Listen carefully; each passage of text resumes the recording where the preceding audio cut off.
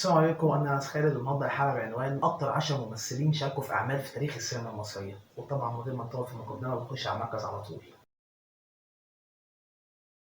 في المركز العاشر هو الممثل العالمي والأسطوري فريد شوقي، بمعدل كام بقى يا معلم؟ 440 عمل، أنت متخيل الرقم؟ واللي هم 345 فيلم و15 مسلسل و11 مسرحية و69 عمل أخرى.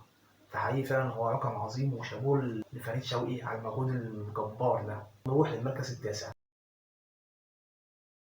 الممثل حسين الشربيني، ومعدل كام بقى؟ وشوف الفرق، 441 عمل، اللي هو فرق عمل واحد. وكان فريد شوقي هيبقى المركز التاسع، من ضمنهم 187 فيلم و180 مسلسل و26 مسرحية و48 أعمال أخرى.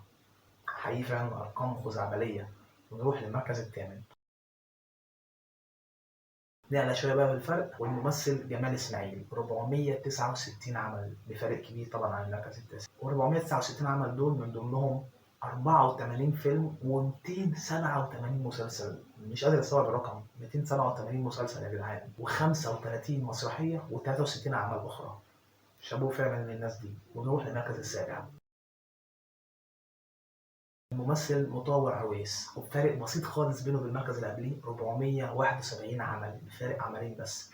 طبعا 471 عمل دول من ضمنهم 378 فيلم، 72 مسلسل، 21 عمل أخرى. ونروح للمركز السادس،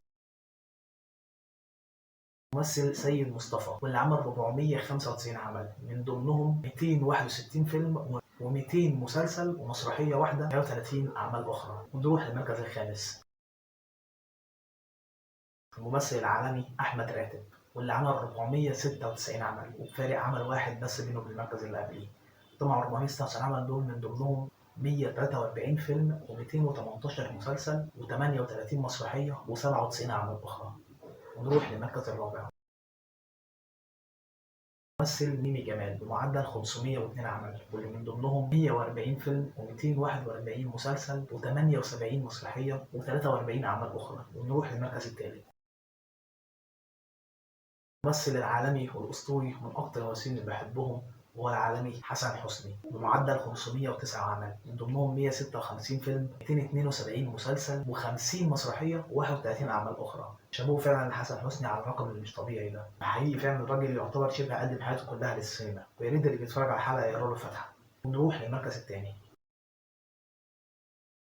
الممثل صبري عبد المنعم، بمعدل 515 عمل، واللي من ضمنهم 140 فيلم و314 مسلسل و14 مسرحية و47 أعمال أخرى. ونروح للمركز الأول وأكثر ممثل عمل أدوار في تاريخ السينما المصرية،